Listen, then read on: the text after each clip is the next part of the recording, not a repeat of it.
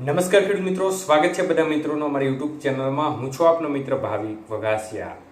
તો મિત્રો, ખાસ કરીને આ વિડીયોના માધ્યમથી આપણે વાત કરવાની છે દેશી વર્ષા વિજ્ઞાન મંડળ દ્વારા સભ્યોની મીટિંગ મળી હતી અને તેમાં વિવિધ આગાહીકારોના મંતવ્યો અનુસાર આગામી 2026નું ચોમાસું કેવું રહેશે, કેટલા તબક્કામાં વાવણી થશે, ચોમાસું ક્યારે પૂર્ણ થશે અને કેટલા આની ચોમાસું રહી શકે છે તે બાબતની માહિતી વિવિધ તારણો અને વિશ્લેષણો પરથી સામે આવી રહી છે। તો તે વિશેની સંપૂર્ણ માહિતી આ વિડીયોમાં જોઈએ તે પહેલા જે પણ મિત્રોએ હજી સુધી અમારી ચેનલને સબસ્ક્રાઇબ ના કરી હોય તે ચેનલને સબસ્ક્રાઇબ કરી લેજો અને વિડીયોને વધુમાં વધુ લોકો સુધી આગળ પહોંચાડજો, જેથી કરીને માહિતી છે તે બધા સુધી પહોંચી શકે।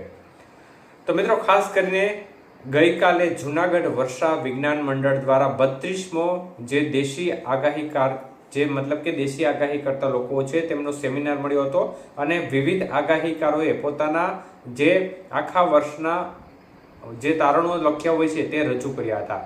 ત્યારે બધાનો જે સરેરાશ તારણ આવ્યું છે તે મુજબ જોવા જઈએ તો દેશી વિજ્ઞાન મુજબ, દેશી વર્ષા વિજ્ઞાન મંડળના અનુમાન મુજબ આ વખતે વરસાદના દિવસો ટોટલ 56 રહેવાની શક્યતાઓ છે। ટોટલ 56 દિવસ વરસાદના આ ચોમાસા દરમિયાન રહેશે।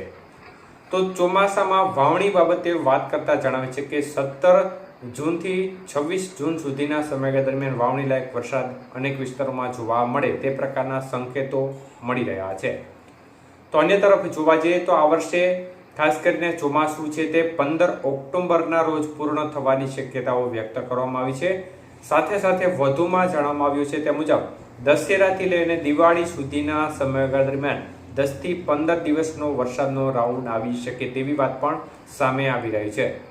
તો ચોમાસું કેટલા આની રહી શકે છે તે બાબતે વાત કરતા તેઓ વધુમાં જણાવે છે તે મુજબ જે વિશ્લેષણ આવ્યું છે તે મુજબ જોવા જઈએ તો આ વખતે 10 થી 12 આની ચોમાસું રહેવાની શક્યતાઓ છે। મતલબ કે 75% જેટલો વરસાદ પડવાની શક્યતાઓ જે દેશી વર્ષા વિજ્ઞાન મંડળની બેઠક મળી હતી તેમાં તારણ સામે આવી રહ્યો છે। તો મિત્રો, 75% એટલે આમ જોવા જઈએ તો નબળું વર્ષ ગણી શકાય। આ પ્રકારની સ્થિતિ રહે તો ચોક્કસપણે વર્ષ છે તે અઘરું સાબિત થઈ શકે છે અને આપણે આશા રાખીએ કે સારા એવા વરસાદના 2-3 રાઉન્ડ સમયાંતરે આવી જાય તો ચોક્કસપણે નદી નાળા છલકાઈ જાય તો આ સમયગાળા દરમિયાન ખેડૂત મિત્રોની ચિંતા છે તે હળવી થઈ શકે છે અને જે પિયત છે તેમાં પણ તેમને રાહત મળી શકે છે। એટલે આપણે જો ચોમાસું નબળું રહે તો આશા રાખીએ કે સારા એવા વરસાદના 2-3 વરસાદના રાઉન્ડ સમયાંતરે આવી જાય, જેના કારણે નદી નાળા છલકી જાય તે પ્રકારના વરસાદ થઈ જાય તો ચોક્કસપણે ખેડૂત માટે સારો સમયગાળો ગણી શકાશે। ત્યારે દેશી જે વર્ષા વિજ્ઞાન મંડળ છે તેની આગાહી છે તે પણ હવે મોડેલ આધારિત સામે આવી રહી છે। મતલબ કે મોડેલોમાં જે પ્રકારની અલ નીનોની સ્થિતિનું નિર્માણ થવાની શક્યતાઓ છે તે મુજબની આગાહી દેશી વિજ્ઞાન મુજબ પણ જોવા મળી રહી છે। એટલે ચોક્કસપણે આ વર્ષ છે તે થોડું ચિંતાજનક લાગી રહ્યો છે અને આપણે આશા રાખીએ કે બધું સારું થઈ જાય અને એકંદરે સારા એવા વરસાદ થઈ જાય તો ખાસ કરીને ખેડૂતોની જે શિયાળુ પાકના પિયતની છે ચિંતા છે તે પણ દૂર થઈ શકે છે। તો આ પ્રકારની શક્યતાઓ દેશી વર્ષા વિજ્ઞાન મંડળ દ્વારા વ્યક્ત કરવામાં આવી છે। એટલે આગામી સમયમાં હવે જોવું રહ્યું, આગામી ચોમાસામાં જોવું રહ્યું કે આ કેટલું સત્ય નજીક રહે છે। ધન્યવાદ।